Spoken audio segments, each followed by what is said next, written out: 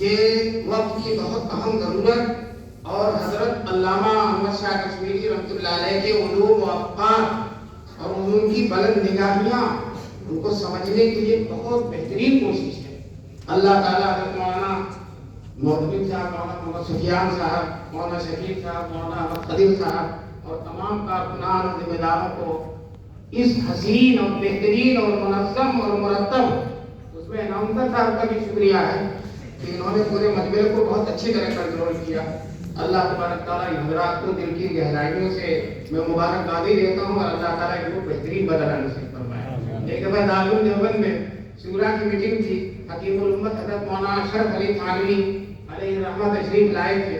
Meeting ختم ہوتے ہوتے حضرت شاہ صاحب کا درس بھی پورا ہو گیا تھا،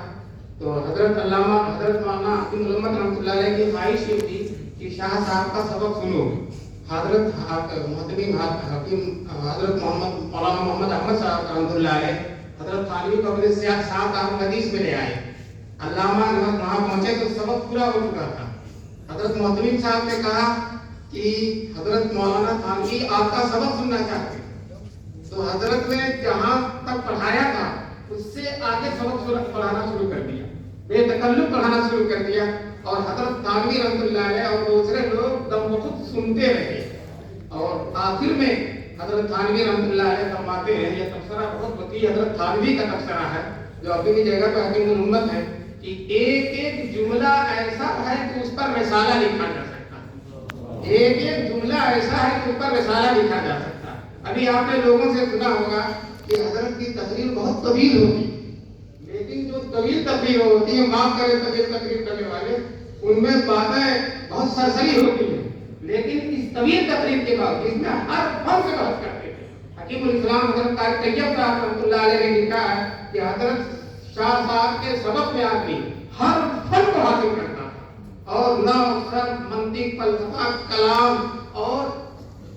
جدید علوم، طرح طرح کے علوم سے واشنا ہوتا تھا، اور ان کے سبق سے نکل کر ہر فن کا ماہر ہوتا تھا۔ وہ صرف حدیثی ہی نہیں پڑھاتے تھے بلکہ حدیث سے متعلق اور حالات حاضرہ میں دینی اور ایمانی اور اسلامی کام کرنے کے لیے جتنے علوم کی ضرورت ہوتی تھی، سارے علوم کی وہ دریا اور سمندر بہا دیا کرتے تھے۔ مولانا مناظر گیلانی بہت جگہوں سے پڑھ کر آئے تھے، اور وہ سوچ رہے تھے کہ صرف دین کے یقینی علوم جو ہیں، دین کی یقینی باتیں، ضروریات دین قرآن میں ہیں یا متواتر حدیثوں میں ہیں، اور متواتر حدیثوں کا سلسلہ بہت کم ہے۔ کہتے ہیں پہلے ہی دن شاہ صاحب کے صفوں میں بیٹھا اور انہوں نے تواتر کی قسمیں بیان کی، تواتر اسناد ہے، تواتر طبقہ ہے، تواتر عمل ہے، تواتر قدر مشترک ہے۔ کہتے ہیں ایک ہی سبق میں جتنے شکوک و شبہات تھے اسلامی علوم اور اسلامی باتوں کے یہ غیر یقینی ہونے یا ظنی ہونے کے سلسلے میں ایک ہی مجلس میں سارے صبح ختم ہو گئے، اور پتہ چلا کہ اسلام کے سارے احکام اور سارے مسائل اس ظنیاتی نہیں یقینیات سے ان کا تعلق ہے۔ وآخر دعوانا